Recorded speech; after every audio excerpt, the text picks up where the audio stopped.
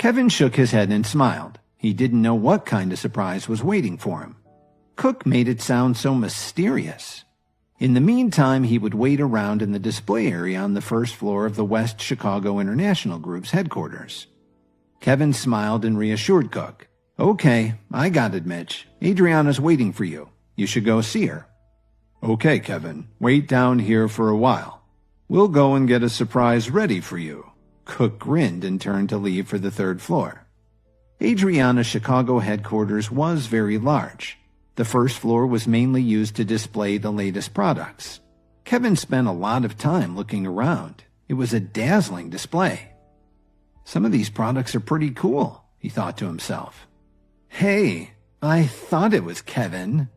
A familiar female voice startled him out of his reverie. Kevin turned his head to look. The woman in front of him, wearing a tight denim skirt that hugged her curves, was Lily's friend Rachel. Rachel's husband used to be a department manager in one of the branches of West Chicago International Group. He was promoted the day before and was now the regional manager. So Rachel wanted to use this opportunity to enjoy herself in the headquarters and buy a new set of products in the display area. She certainly didn't expect to meet Kevin here. She said in a snarky tone, "Kevin, you came here by yourself? Let me remind you, the things in West Chicago International Group aren't cheap. Can you afford it? If you don't have enough money, you should get out fast. They'll show you the door if you can't afford it, and you'll be pretty embarrassed." Kevin kept on smiling. "You don't have to worry about whether I can afford it or not. By the way, it seems you still haven't called me boss since we made the bet the other day." When Kevin brought that up, Rachel snapped back at him. "Stop showing off. I don't know what kind of scuzzy deals you made to get that money." Rachel's latest put-down amused Kevin. "No matter how I did it, I did it. Are you going to go back on your word?" As soon as he finished speaking, a balding man with a slight paunch walked over and spoke to Rachel. "Honey, what's wrong? Who is this?" It turned out that this man was Rachel's husband. Kevin silently sized him up and then looked back at Rachel. Well, he thought, I guess opposites attract. Rachel pointed at Kevin and complained, "Hubby, this guy is Lily's husband, the one who married into the Jones family.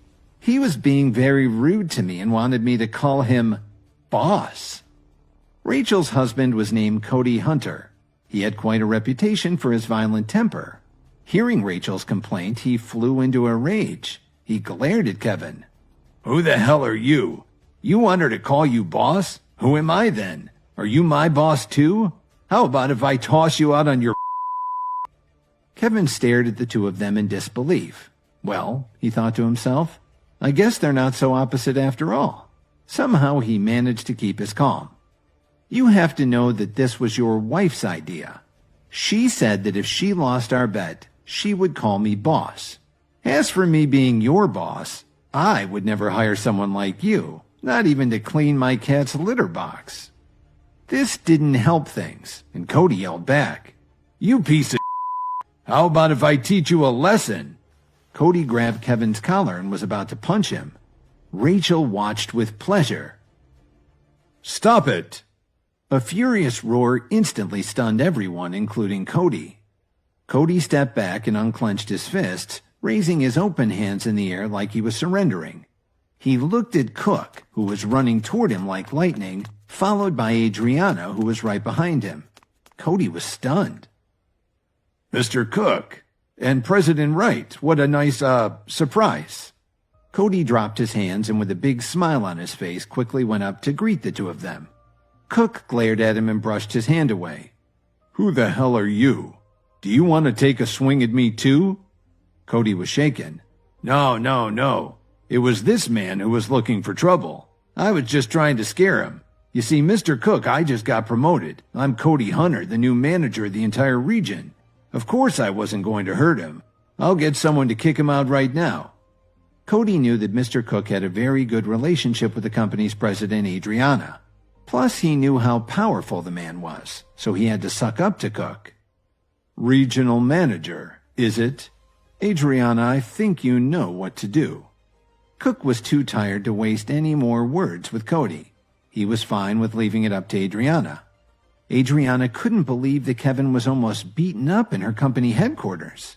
She turned to Cody and told him firmly, "I order you to go to the personnel office tomorrow and turn in your resignation. Don't let me see you here again." Without giving Cody another look, she walked over to Kevin with a big smile and gave him a warm handshake. "Kevin, it's wonderful to finally see you again." Kevin smiled too, and after a moment Adriana said, "Oh, what the heck? I'm going to give you a great big hug." Kevin was thrilled to see Adriana's success. "You've done so well, and in such a short time. I'm so happy for you." The excitement showed on Adriana's pretty face. "Kevin, this is all thanks to you.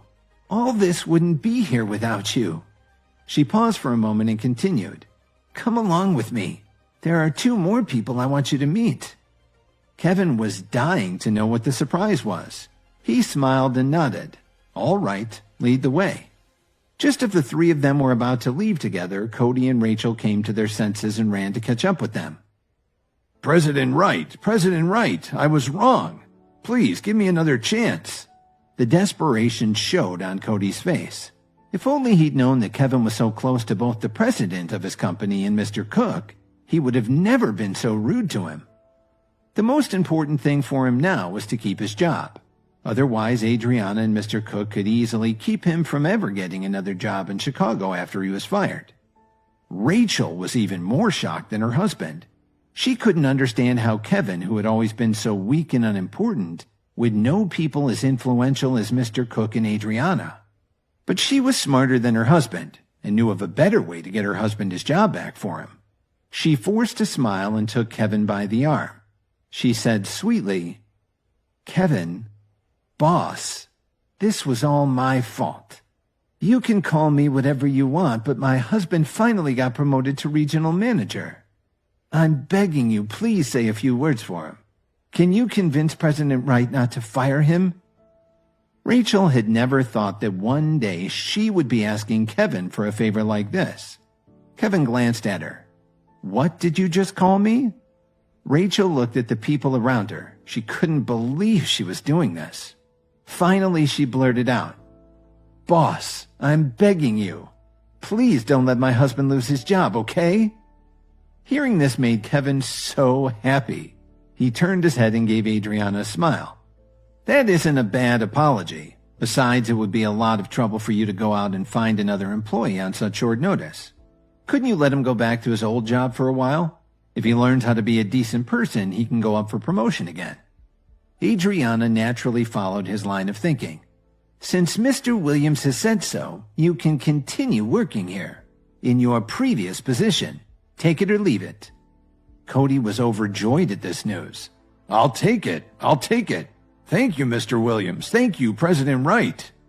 Rachel hurried over and gave Kevin a hug. She seemed as surprised at this as he was. Kevin pulled himself gently out of the hug and said, "Okay, that's enough." Adriana invited Kevin to walk with her. "Come on, Kevin, let's go." "Yes, let's go," added Cook. The 3 of them left together. They didn't bother to look back at Cody and Rachel as they walked out the front door of the headquarters.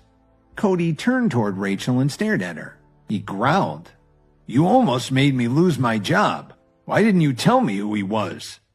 After he finished speaking, he turned around and left, leaving Rachel standing there alone. She looked very embarrassed. Meanwhile, Adriana, Kevin, and Cook headed to the Chartreuse Mill, the largest bar in Chicago. Adriana and Cook led him into the most sumptuous private room of the bar. The 3 of them had just sat down when 2 men with extremely excited expressions on their faces pushed open the door and walked in. "Kevin!" Kevin lifted his head from the drink menu and looked toward the door. He couldn't believe his eyes. "Gilbert! Emo! Come in here, you guys!" Gilbert Rhodes and Emo Squire were comrades in arms. They had served together in the Special Forces, and after they retired, they became Kevin's personal bodyguards and martial arts instructors. They were extraordinary martial artists. Gilbert's mother had cancer back then, and Kevin gave him over $100,000 to help with expenses for her medical care and comfort. Unfortunately, she eventually passed away. A while after that, Gilbert and Emo wanted to move on, so Kevin gave them money to help them out. So everyone in the room had at one time or another gotten help from Kevin. They owed their success to him. After Kevin's family had ostracized him, they all began to search for him. This was pretty much how they got to know each other. Gilbert spoke first. "Kevin, we've been looking for you for years. If only we'd thought of looking for you right here in Chicago." He sat down across from Kevin and looked at him in the eyes. The tough man looked like he was about to cry from joy. Kevin chuckled. "It's really been too long, Gilbert. I can't believe this is your bar. You've done pretty well for yourself." Gilbert smiled broadly when he heard Kevin's praise. He stroked his chin and laughed. Kevin chortled and shook his head when he saw this. "You're still the same as before. You're a tough man, but deep down you're like a little boy. Are you starting to blush?" Everyone laughed. "So, Emo, what are you up to? Are you working together?" Kevin looked at his tall, handsome friend who was wearing a black casual outfit. Adriana answered the question. "Emo's doing very well. He runs a bodyguard company. His employees are a fine group of men and women. Kevin, you can ask Emo to arrange for protection if you ever need it." Emo laughed at the thought. He looked very cheerful and easygoing, not at all like someone who owned a bodyguard company at all. Instead, he looked more like a college student. Kevin chuckled. "The way things have been going lately, I may take you up on that offer." After they talked and laughed for a while, Adriana stood up and left the room. A few minutes later, she came back with a gift box in her hand. "Kevin, we got you this gift almost 1.5 years ago. We're so glad that we can finally give it to you in person. We really hope you like it." Taking the box from Adriana's hand, Kevin looked at his 4 friends and slowly opened the box. As he looked inside, his eyes twinkled. Everyone waited to hear what... Don't let your excitement die! The full audio series is on the Pocket FM app. Tap the link in the description to install now.